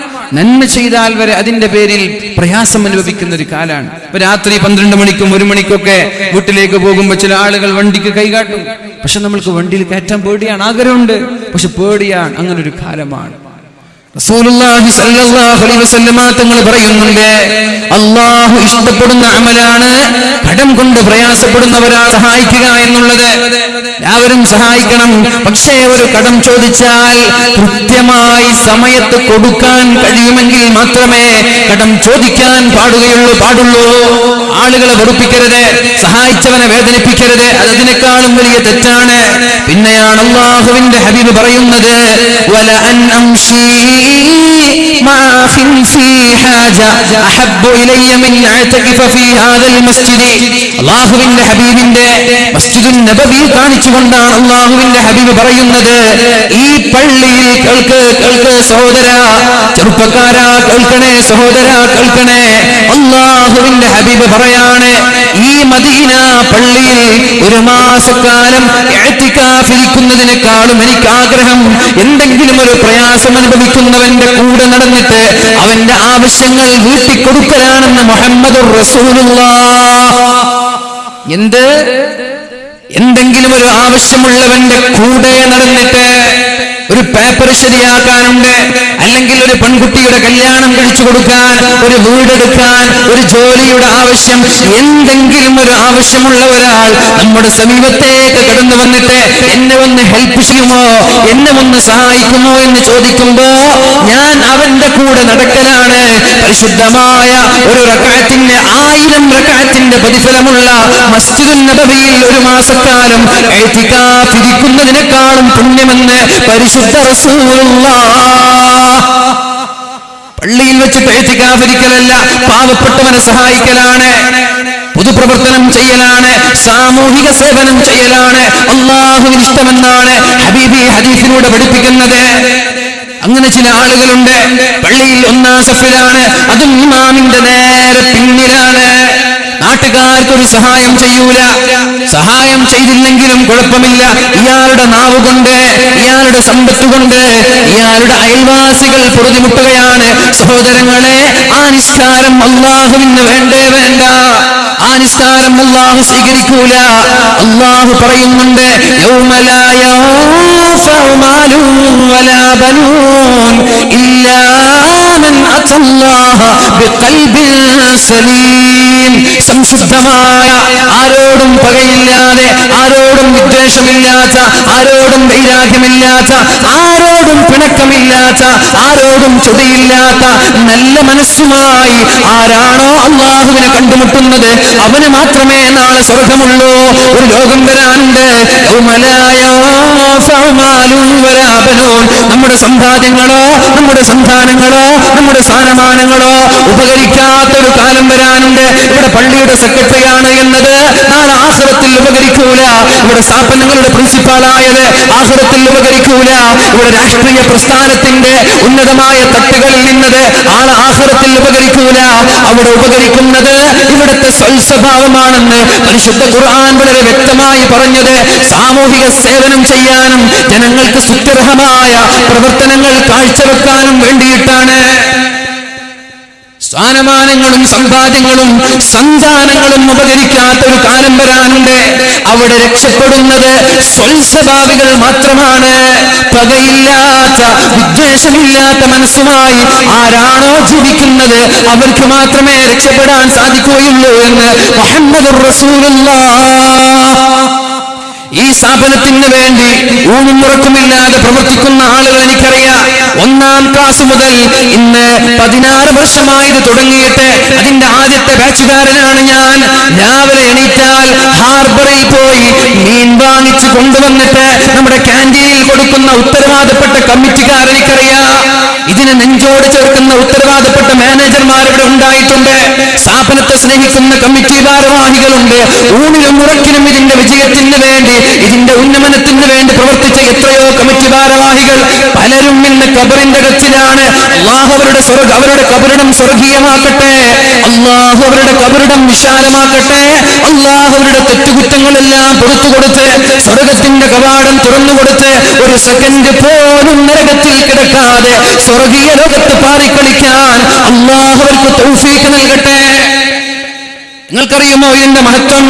400 ചെല്ലാനും വിദ്യാർത്ഥികൾ ഇവിടെ പഠിക്കുമ്പോ എന്റെ കൂടെ പഠിച്ച എന്റെ ഒരു സുഹൃത്താണ് അസ്ഹർ അലി ഹുദവി എന്ന് പറയുന്ന നായന്മാർ മൂലക്കാരൻ.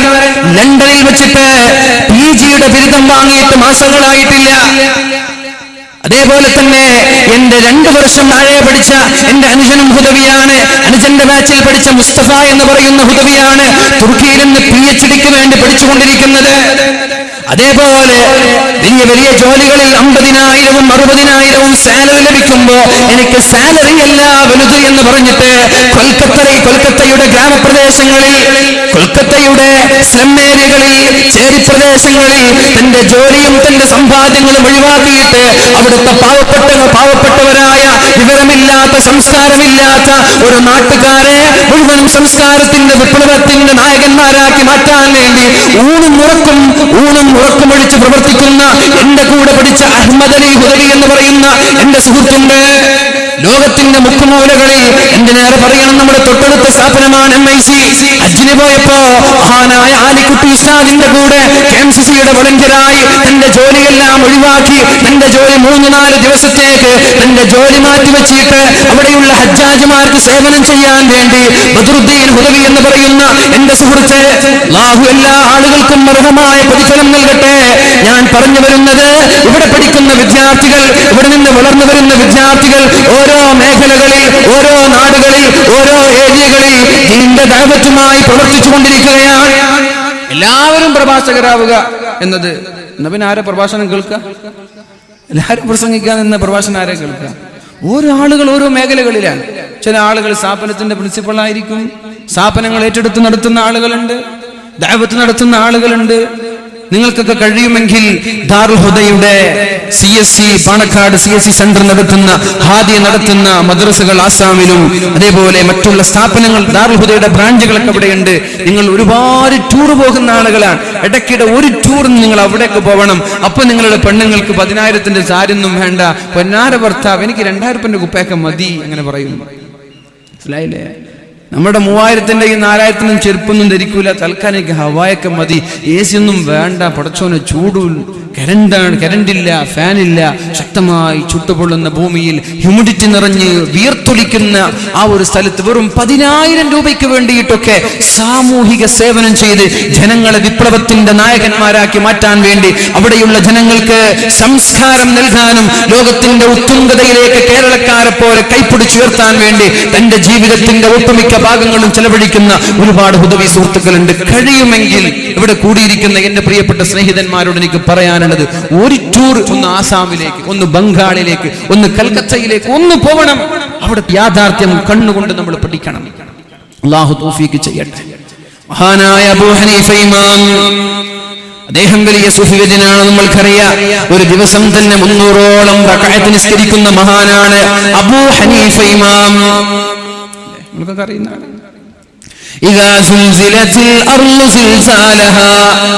എല്ലാവരും ഓതി നോക്കട്ടെ, ഉറക്കോതണേ, കണ്ണു ചുമ്മി, എല്ലാവരും കണ്ണു ചിമ്മിയോ? ഇപ്പൊ എന്നെ കാണുന്ന ആളുകളൊക്കെ ഒന്ന് കൈ പൊക്കി. എന്നെ ആരൊക്കെ കാണുന്നുണ്ട്? നിങ്ങൾ കണ്ണ് ചിമ്മിയിട്ടില്ല എന്നർത്ഥം. കണ്ണ് ചുമ്മി, എല്ലാവരും ഒന്ന് കണ്ണ് ചുമ്മി ഞാൻ ഓതുന്ന ഈ ആയത്ത് തന്നെ ഒന്ന് കോൺസെൻട്രേറ്റ് ചെയ്ത് അത് കേൾക്കുക ഞാൻ ഓതുമ്പോ. എന്നിട്ട് എന്റെ കൂടെ ഞാൻ ഊതി തന്ന ഉടനെ ഒന്ന് ചോദ ഉറക്കോതണേ. ബിസ്മില്ലാഹിർ റഹ്മാനിർ റഹീം. സൗണ്ട് പോരാ, ഞാൻ ഒറ്റയ്ക്ക് നിങ്ങളെക്കാൾ സൗണ്ട് ഇടുന്നുണ്ടല്ല. ഇദാ സുൽസിലത്തിൽ അർളു സിൽസാലഹാ വഅഖ്റജത്തിൽ അർളു അസ്ഖാലഹാ വഖാലൽ ഇൻസാനു മാ ലഹാ യൗമഇദിൻ തുഹദ്ദിസു അഖ്ബാറഹാ بأن ربك أوحى لها يومئذ يصدر الناس أشتاتا ليروا أعمالهم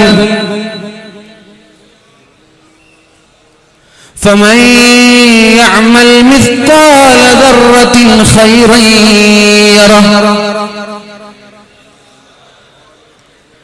ومن يعمل مثقال ذرة شرا يره. ആരെങ്കിലും മരിച്ചു പോണോ? ആരെങ്കിലും ബോധം കെട്ടിട്ടോ മരിച്ചു പോണോ നോക്കിയ? അപ്പുറത്തുള്ള ആളൊക്കെ നോക്കിയ ഉണ്ടാ? ആരും വന്നിട്ടില്ല. ഈ ആയത്ത് കേട്ട് എത്രയോ സലഫുസ് സാലിഹീങ്ങളായ മഹാന്മാർ ബോധം കെട്ടുകൊണ്ടിട്ടുണ്ട്. മരിച്ചുപോയ ആളുകളുണ്ട്. നിസ്കാരത്തിൽ ഓതി ബോധം കെട്ടു വീണു. പിന്നെ രാത്രി അർദ്ധരാത്രി കഴിഞ്ഞതിന് ശേഷമാണ് ബോധം തെളിഞ്ഞത്. നമ്മൾ ഇത്ര കൂളായിട്ട് ഓതി ഞാനും വീണിട്ടില്ല, കേട്ട് നിങ്ങളും വീണിട്ടില്ല. മഹാനായ അബൂ ഹനീഫ ഇമാം പള്ളിയിൽ ഇമാം ഓതുമ്പോഴാണ് ഈ ആയത്ത് കേട്ടിട്ട് സുബഹി വരെ കരഞ്ഞത്. ഉറക്കില്ല, സുബഹി വരെ കരഞ്ഞത് ഈ ആയത്ത് കേട്ടിട്ടാണ്. മഹാനായ അബൂ ഹനീഫ ഇമാം. ആ അബൂ ഹനീഫ ഇമാം വീട്ടിലിരിക്കുമ്പോൾ അദ്ദേഹത്തിന് ഒരു അയൽവാസി ഉണ്ടായിരുന്നു, കള്ള് കുടിയനായ ഒരു അയൽവാസി. 24 മണിക്കൂറും കൂട്ടി തന്നെ. ഇന്നൊരു ഒരാൾ വന്നിട്ട് പറഞ്ഞു, ഉസ്താദ് നിങ്ങൾ ദുആ ചെയ്യണം, എന്റെ ജ്യേഷ്ഠൻ വലിയ കുടിയനാണ്. എന്റെ ജ്യേഷ്ഠൻ കുടിയനാണെന്ന് മാത്രമല്ല പരസ്യമായിട്ട് കുടിക്കും. ആരെങ്കിലും ഒന്ന് ഉപദേശിക്കാൻ പോയാൽ നീ ആരടാ, എന്റെ ഖബറിലേക്ക് നീ വരുന്നു എന്നൊക്കെ ചോദിക്കും. സുബ്ഹാനല്ലാഹ്, എന്തെങ്ങനെയൊക്കെ ആയ അവസ്ഥ അല്ലെ? എന്റെ ഖബറിലേക്ക് നീ വരുന്നുണ്ടോ? ആരെങ്കിലും ഒന്ന് ഉപദേശിക്കുമ്പോ അങ്ങനെയൊക്കെ പറഞ്ഞാൽ അല്ലാഹു നല്ല സ്വാലിഹായ സഹോദരനാക്കി അള്ളാഹു മാറ്റട്ടെ. ആ ഒരു തിന്മയിൽ നിന്ന് ആത്മാർത്ഥമായി ആമി വേദനയോടെ എന്നോട് പറഞ്ഞത്, എനിക്ക് അവനൊന്നും സമ്പാദിച്ചിട്ട് എനിക്ക് തരണ്ട, അവന്റെ ഭാര്യയും മക്കളെങ്കിലും നോക്കാൻ വേണ്ടി ആ ഒരു തെറ്റിൽ നിന്ന് മാറി നിൽക്കാൻ വേണ്ടി നിങ്ങൾ ദുആ ചെയ്യണം. അതിനെന്തെങ്കിലും ഒരു പരിഹാരമുണ്ടോ? കാറിനടുത്ത് വന്ന് അരമണിക്കൂർ കൈ പിടിച്ച് കൈവിടുന്നില്ല. ഞാൻ പറഞ്ഞു ഇൻഷാ അല്ലാഹ് ഞാൻ ആലോചിച്ചിട്ട് പരിഹാരമുണ്ടോ ഞാൻ നോക്കാം, ഇൻഷാ അല്ലാഹ് സദസ്സിലൊക്കെ ദുആ ചെയ്യാം. അല്ലാഹുവേ നീയാണ് റബ്ബ്, അല്ലാഹുവേ നീ കാണുന്നുണ്ട്, അല്ലാഹുവേ നീ അറിയുന്നുണ്ട്, ആളെ നിനക്കറിയാം റബ്ബേ. അല്ലാഹുവേ ആ ഒരു ചിന്മയിൽ നിന്ന് മാറി നിൽക്കാൻ നീ തൗഫീഖ് നൽകണേ റബ്ബേ. അല്ലാഹുവേ ആ കുടുംബത്തെ, അതുപോലെ കള്ളുകുടിയുടെ കഞ്ചാവിൻ മയക്കുമരുന്നിന്റെ അഡിക്റ്റായ എല്ലാ ആളുകൾക്കും അതിൽ നിന്ന് രക്ഷപ്പെടാൻ നീ തൗഫീഖ് നൽകണേ റബ്ബേ. നമ്മുടെ ചെറുപ്പക്കാരെ മയക്കുമരുന്നിന്റെ അഡിക്റ്റ് ആക്കല്ലേ റബ്ബേ. അല്ലാഹുവേ നമ്മുടെ ചെറുപ്പക്കാരെ സംസ്കാരമുള്ള, ദീനിനും നാടിനും ഉപകാരമുള്ള ഉമ്മമാർക്ക്, മാതാപിതാക്കൾക്ക് കൺകുളിർമയുള്ള മക്കളാക്കണേ റബ്ബേ. നിങ്ങൾക്ക് ദുആയിൽ ഉൾപ്പെടുത്തണം. അല്ലാഹു രക്ഷപ്പെടുത്തട്ടെ. കള്ളുകുടിയനായ ഒരു അയൽവാസി മഹാനായ അബൂ ഹനീഫ ഇമാമിനുണ്ടായിരുന്നു. വെറും വലിയൊരു തെമ്മാടി കൂടിയാണ്. അദ്ദേഹം ഒരുപാട് ഉപദേശിച്ചു, ഒന്ന് നിർത്തിക്കൂടെ, എത്ര കാലായി, ഒന്ന് നന്നായിക്കൂടെ. നിരന്തരമായി മഹാനായ അബൂ ഹനീഫ ഇമാം നിരന്തരമായി ഉപദേശിച്ചിട്ടും ഇയാള് നന്നായില്ല. നേരത്തെ പറഞ്ഞതുപോലെ നിങ്ങൾക്ക് എന്താണ് ഇഷ്ടം, എന്റെ ഖബറിലേക്ക് നിങ്ങൾ വരുന്നില്ലല്ലോ. ഇതപ്പോ ഇയാളുടെ മുദ്രാവാക്യം, ഇയാളുടെ തിയറി ഏതാണ്, എന്റെ ഖബറിലേക്ക് നിങ്ങൾ വരുന്നില്ലല്ലോ, അതുകൊണ്ട് എന്നെ വിട്ടേക്ക്, എന്റെ വഴിയിൽ വിട്ടേക്ക്. അവസാനം മഹാനായ അബൂ ഹനീഫ ഇമാം ദേഷ്യം കൊണ്ടും നിരാശ കൊണ്ടും അദ്ദേഹത്തെ ഉപദേശിക്കുന്നതിൽ നിന്ന് മാറുന്ന, അദ്ദേഹത്തെ മെയിൻറ്റെയിൻ ചെയ്യാതായി. ഒരുപാട് ദിവസങ്ങൾ കഴിഞ്ഞു, ഒരുപാട് മാസങ്ങൾ കഴിഞ്ഞപ്പോ ഈ കള്ളുകുടിയന്റെ ഭാര്യ, ഞാൻ പറയുന്ന വിഷയം എന്താണെന്ന് ശ്രദ്ധിക്കണം എന്റെ ഓരോ സഹോദരങ്ങളും, ഒന്ന് ശ്രദ്ധ തെറ്റരുത്. കുറച്ച് സമയം നമ്മുടെ മുമ്പിലുള്ളൂ, അതുകൊണ്ട് വളരെ പ്രത്യേകിച്ചിട്ട് നമ്മുടെ കമ്മിറ്റി ഭാരവാഹികൾ, ഉത്തരവാദപ്പെട്ട ആളുകൾക്ക് കേൾക്കണം. നിങ്ങൾ ചെയ്യുന്ന പ്രവൃത്തിയുടെ മഹത്വം എത്രത്തോളം ഉണ്ട് നിങ്ങൾ മനസ്സിലാക്കണം. നമ്മൾ കാര്യം ചെയ്യുന്നുണ്ട്, അതിന്റെ മഹത്വം നമ്മൾക്കറിയുന്നില്ല, അതിനർത്ഥമില്ലല്ലോ. നമ്മൾ ഇഖ്ലാസോടുകൂടി ചെയ്യുന്നതാണെങ്കിൽ അതിന്റെ മഹത്വം എത്രത്തോളം ഉണ്ട് എന്ന് നമ്മൾ തിരിച്ചറിയണം. മഹാനായ അബൂ ഹനീഫ ഇമാം ഈ കള്ളുകുടിയനെ ഉപദേശിക്കുന്നത് നിർത്തി പിന്നെ കാണാതായി. ഒരുപാട് മാസങ്ങൾക്ക് ശേഷമാണ് ആ മഹാനായ അബൂ ഹനീഫ ഇമാമിന്റെ വീട്ടിലേക്ക് ആ കള്ളുകുടിയന്റെ ഭാര്യ കടന്നു വരുന്നത്. വാതിൽ മുട്ടി തുറന്നു നോക്കുമ്പോൾ കുടിയന്റെ ഭാര്യയാണ്. അബൂ ഹനീഫ ഇമാമേ, എന്റെ ഭർത്താവ് മരിച്ചു പോയിരിക്കുകയാണ്, എന്റെ ഭർത്താവ് ലോകത്തോട് പറഞ്ഞു പോയിരിക്കുകയാണ്, അതുകൊണ്ട് മയ്യിത്ത് നിസ്കാരത്തിന് നേതൃത്വം നൽകാൻ നിങ്ങളൊന്ന് വരണേ എന്ന് പറഞ്ഞപ്പോഴാണ് മഹാനായ അബൂ ഹനീഫ ഇമാം അത് കേൾക്കാതെ നിഷേധിച്ചു കളഞ്ഞു. ഞാൻ വരൂല, ആ കള്ളുകുടിയന്റെ മയ്യിത്ത് നിസ്കരിക്കാൻ ഞാൻ വരൂല എന്ന് പറഞ്ഞ് ആ സഹോദരിയെ മടക്കി അയക്കുകയാണ്. നിസ്കരിക്കാൻ പോയില്ല. കള്ളുകുടിയൻ അവിടെ മരിച്ചോ, മയ്യിത്ത് നിസ്കരിച്ചോ, കബറമറമാടി. രാത്രിയായപ്പോ രാത്രിയായപ്പോ മഹാനായ അബൂ ഹനീഫ ഇമാം ഉറങ്ങാൻ പോയി. ഉറങ്ങുമ്പോഴാണ് ഒരു സ്വപ്നം കാണാനിടയായത്. എന്താണ് ഇത്രേ സ്വപ്നം? ഈ കുടിയനായ അയൽവാസി സ്വർഗത്തിന്റെ പൂന്തോട്ടങ്ങളിലൂടെ ഉലാത്തി നടക്കുകയാണ്. സുബ്ഹാനല്ലാഹ്, കള്ളും കുടിച്ച് നടന്നിട്ട് സ്വർഗത്തിലാണ്. കള്ളുകുടിയനാണ്, നിസ്കരിക്കാൻ പോയിട്ടില്ല. മഹാനായ അബൂ ഹനീഫ ഇമാം ഈ ചെറുപ്പക്കാരൻ സ്വർഗത്തിന്റെ പൂന്തോട്ടങ്ങളിലൂടെ, സ്വർഗത്തിന്റെ പൂന്തോപ്പിലൂടെ ഇങ്ങനെ ഉലാത്തി നടക്കുന്നുണ്ട്. സന്തോഷത്തോടെ ഇങ്ങനെ എൻജോയ് ചെയ്ത് ആഹ്ലാദിച്ച് നടക്കുന്നുണ്ട്. അത് മാത്രമല്ല, അയാൾ ഇങ്ങനെ വിളിച്ചു പറയുന്നുണ്ട്, നിങ്ങൾ അബൂ ഹനീഫയോട് പറഞ്ഞേക്കണേ, അൽഹംദുലില്ലാഹ്, സർവസ്തുതിയും അല്ലാഹുവിനാണ്. ഇന്നൽ ജന്നത ലം തജ്അൽ ബിയദിഹി, ഈ സ്വർഗം എന്ന് പറയുന്നത് അബൂ ഹനീഫയുടെ കൈകൾ കൊണ്ട് നിർമ്മിച്ചതല്ല എന്ന് നിങ്ങൾ അബൂ ഹനീഫയോട് പറയണേ എന്ന് സ്വർഗത്തിൽ ഇങ്ങനെ പറഞ്ഞുകൊണ്ട് പൂന്തോപ്പിലൂടെ നടക്കുകയാണ്. അബൂ ഹനീഫ ഇമാം ഞെട്ടിപ്പോയി. പിറ്റേ ദിവസം പകലിൽ സുപ്രഭാതത്തിൽ നേരെ ചെന്നത് അയൽവാസിയുടെ വീട്ടിലേക്കാണ്. എന്നിട്ട് ഭാര്യയോട് ചോദിച്ചു, എന്താ നിങ്ങളുടെ ഭർത്താവിന്റെ അവസ്ഥ എന്താ? ഭർത്താവ് മരിച്ചുപോയില്ലേ, പിന്നെ അയാളുടെ അവസ്ഥ ചോദിച്ചിട്ടെന്താ? അല്ല, നിങ്ങൾ പറയണം എന്താണ് അവസ്ഥ. നിങ്ങൾ അറിയുന്നത് പോലെ കള്ളുകുടിയനാണ്, പ്രത്യേകിച്ചിട്ടുണ്ട്. അല്ല, എന്തെങ്കിലും നന്മകൾ ജീവിതത്തിൽ ചെയ്തിരുന്നോ? അപ്പോഴാണ് ആ പെണ്ണ് പറഞ്ഞത്, പ്രത്യേകിച്ചിട്ട് നന്മയൊന്നുമില്ല. غير أنه كان في كل يوم الجمعة എല്ലാ വെള്ളിയാഴ്ച രാത്രിയിലും എല്ലാ വെള്ളിയാഴ്ച പകലിലും അദ്ദേഹം യതീം മക്കളുടെ സമീപത്തേക്ക് കടന്നു ചെന്നിട്ട് ജീവിച്ചിരിക്കുന്ന യതീം മക്കൾക്ക് ഭക്ഷണം നൽകുമായിരുന്നു, അവരെ ഭക്ഷിപ്പിക്കുമായിരുന്നു. എല്ലാ ദിവസവും വെള്ളിയാഴ്ച രാവിലെ യതീം മക്കളുടെ സമീപത്തേക്ക് പോയിട്ട് അവർക്ക് ഭക്ഷണം നൽകുമായിരുന്നു. അതുമാത്രമല്ല യതീമക്കളുടെ തലയുടെ മുടിയുടെ ഇടയിലൂടെ വിരലുകൾ ചേർത്ത് തല ഇങ്ങനെ തടവി കൊടുക്കുമായിരുന്നു. എന്നിട്ട് അദ്ദേഹം കരയുമായിരുന്നു.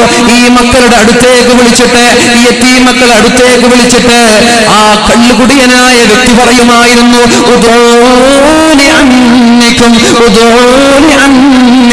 മക്കളെ എനിക്ക് വേണ്ടി ദുആ ചെയ്യണേ, മക്കളെ എനിക്ക് വേണ്ടി പ്രാർത്ഥിക്കണേ, മക്കളെ എനിക്ക് വേണ്ടി പ്രാർത്ഥിക്കണേ മക്കളെ എന്ന് ആഴ്ചയിൽ ഒരു തവണ, ഒരു വെള്ളിയാഴ്ച മാത്രം യതീമക്കളുടെ സമീപത്തേക്ക് പോയി അവർക്ക് ഭക്ഷണം നൽകി അവരെ ദുആ ചെയ്യിപ്പിക്കുമായിരുന്നു. ഈ ഒരു അമല് കാരണത്താലായിരിക്കും എന്റെ ഭർത്താവ് സ്വർഗത്തിലേക്ക് എത്തിയത് എന്ന് ആ ഭാര്യ പറയുമ്പോ ഇവിടെ കൂടിയിരിക്കുന്ന സഹോദരങ്ങളോട് എനിക്ക് പറയാനുള്ളത്, 18,000 രൂപ ഒരു വർഷത്തിലെ കുട്ടികളെ ഏറ്റെടുത്ത ആളുകൾ ഈ സദസ്സിലുണ്ട്. ഒരാളുകൾ ഏറ്റെടുത്തില്ലേ നമ്മുടെ കുട്ടികളുടെ 18,000 രൂപ ഒരു വർഷത്തെ ചെലവ് ഒരു കുട്ടിയുടെ. ഒന്നുമില്ല, കള്ളും കുടിച്ച് മത്തിൽ ലഹരിയിൽ ജീവിച്ച ഒരാൾ സ്വർഗത്തിലെത്തിയത് യതീമക്കൾക്ക് ഭക്ഷണം നൽകി അവരോട് ദുആ ചെയ്യിപ്പിച്ചു എന്നതാണ്. മഹാനായ അബൂ ഹനീഫ ഇമാം ഉദ്ധരിച്ചൊരു സംഭവമാണിത്. 18,000 രൂപ ഒരു വിദ്യാർത്ഥിക്ക് ഞാൻ ഏറ്റെടുക്കാമെന്ന് പറഞ്ഞിട്ട് ദിവസേന 100 കണക്കിന് ആളുകൾ ഏറ്റെടുക്കുന്നുണ്ട്. നിങ്ങൾക്കൊക്കെ അല്ലാഹു നൽകുന്ന പ്രതിഫലം അതാണ്. എല്ലാ തിങ്കളാഴ്ച വൈകുന്നേരങ്ങളിലും 400 ചില്ലാനം വിദ്യാർത്ഥികൾ നമ്മുടെ പള്ളിയുടെ മുകളിലെത്തി ഉസ്താദുമാരുടെ നേതൃത്വത്തിൽ ഒരു പ്രാർത്ഥന നടത്താറുണ്ട്. അല്ലാഹുവേ, اللهم انصرنا وانصر من نصرنا ونصر معهدنا يا خير الناصرين. അല്ലാഹുവേ, ഞങ്ങളെ സഹായിച്ച, ഞങ്ങളുടെ സ്ഥാപനങ്ങളെ സഹായിച്ച ആളുകളെ നീ സഹായിക്കണേ അല്ലാഹ്. അല്ലാഹുവേ, അവർക്ക് നീ റഹ്മത്തിന്റെ വാതിൽ തുറന്നു കൊടുക്കണേ അല്ലാഹ്. അല്ലാഹുവേ, അവർക്ക് നീ റിസ്കിന്റെ വാതിൽ തുറന്നു കൊടുക്കണേ അല്ലാഹ്. അല്ലാഹുവേ, അവർ അപകടങ്ങളിൽ നിന്ന് നീ രക്ഷപ്പെടുത്തണേ അല്ലാഹ്. വജമഅ ബൈനനാ വബൈനഹും ഫീ ദാരി ജന്നാത്തിൻ നഈം. അല്ലാഹുവേ, ഞങ്ങളുടെ സ്ഥാപനങ്ങളെ സഹായിക്കുന്ന ആളുകളെയും ഞങ്ങളെയും നാളെ സ്വർഗ്ഗത്തിൽ ഒരുമിച്ച് കൂട്ടണേ എന്ന് പറഞ്ഞിട്ട് എല്ലാ തിങ്കളാഴ്ച വൈകുന്നേരവും പള്ളിയിൽ വെച്ച് നമ്മുടെ 400 വിദ്യാർത്ഥികളും ഉസ്താദുമാരും ദുആ ചെയ്യാറുണ്ട്. ആ ദുആയിൽ ഒരു ഭാഗമാവാൻ നമ്മൾക്ക് ഭാഗ്യം ലഭിച്ചില്ലേ, നമ്മൾക്ക് അവസരം ലഭിച്ചില്ലേ? ആ പിഞ്ചോമന മക്കളുടെ പ്രാർത്ഥന അല്ലാഹു തള്ളിക്കളയുമോ? ആ മക്കളുടെ ദുആ അതും മഹാനുഭാവന്റെ ഹദ്റത്തിൽ വെച്ച്, മഹാനായ മാലിക് ദിനാർ റളിയല്ലാഹു അൻഹുവിന്റെ സാന്നിധ്യത്തിൽ വെച്ച് അല്ലാഹു തള്ളിക്കളയുമെന്ന് തോന്നുന്നുണ്ടോ? നിങ്ങൾ ഒരിക്കലും ചെയ്തത് ചില്ലറ കാര്യമല്ല. അല്ലാഹു സ്വീകരിക്കട്ടെ. ഇനിയും സ്വീകരിക്കാൻ ആളുകളുണ്ടെങ്കിൽ ഇൻഷാ അല്ലാഹ് നമ്മുടെ കൗണ്ടറുമായി ബന്ധപ്പെടണം. ഞാനിവിടെ ചോദിക്കണ്ടല്ലോ ഉസ്താദെ, സമയം പോലെ അല്ലേ? താല്പര്യമുള്ള ആളുകൾ ഒരു 18,000 രൂപ ഒരു വർഷത്തേക്ക് ഏറ്റെടുക്കാൻ ആഗ്രഹമുള്ള ആരെങ്കിലും ഉണ്ടെങ്കിൽ നമ്മുടെ കുട്ടികളുടെ ഒരു ദിവസത്തെ ഒരു വർഷത്തെ ചെലവാണ്. ആരെങ്കിലും ഉണ്ടെങ്കിൽ ഒന്ന് കൈപ്പൊക്കെ നോക്കട്ടെ. ആരെങ്കിലും ഉണ്ടോ? അൽഹംദുലില്ലാ, ഒരാൾ അൽഹംദുലില്ലാ. അല്ലാഹു സ്വീകരിക്കട്ടെ. അല്ലാഹുവേ, അല്ലാഹുവേ, അല്ലാഹുവേ, അപകടങ്ങളിൽ നിന്ന് നീ കാക്കണേ അല്ലാഹ്. സമ്പാദ്യങ്ങളിൽ ബറക്കത്ത് ചെയ്യണേ അല്ലാഹ്. അല്ലാഹുവേ, അവരുടെ കുടുംബ ജീവിതങ്ങളിൽ നീ ഐശ്വര്യം നൽകണേ അല്ലാഹ്. കൺകുളിർമയുള്ള ഭാര്യയായി, കൺകുളിർമയുള്ള മക്കളായി, കൺകുളിർമയുള്ള ഭർത്താവായി ആ കുടുംബത്തെ നീ സ്വീകരിക്കണേ അല്ലാഹ്. ദാവൂമർലാക്കും ബിസ്സദഖ, സദഖ നൽകി രോഗം ചികിത്സിക്കണമെന്ന് പരിശുദ്ധ ഹബീബ് പറഞ്ഞതുപോലെ ഈ മഹത്തായ സംഭാവന കൊണ്ട്, ഈ മഹത്തായ സ്ഥാപനത്തെ സഹായിച്ച ഈ ഒരു സംഭാവന കൊണ്ട് ആ കുടുംബങ്ങളെ നീ മാരകമായ രോഗങ്ങളിൽ നിന്ന് കാക്കണേ അല്ലാഹ്. അല്ലാഹുവേ, അപകടങ്ങളിൽ നിന്ന് കാക്കണേ അല്ലാഹ്.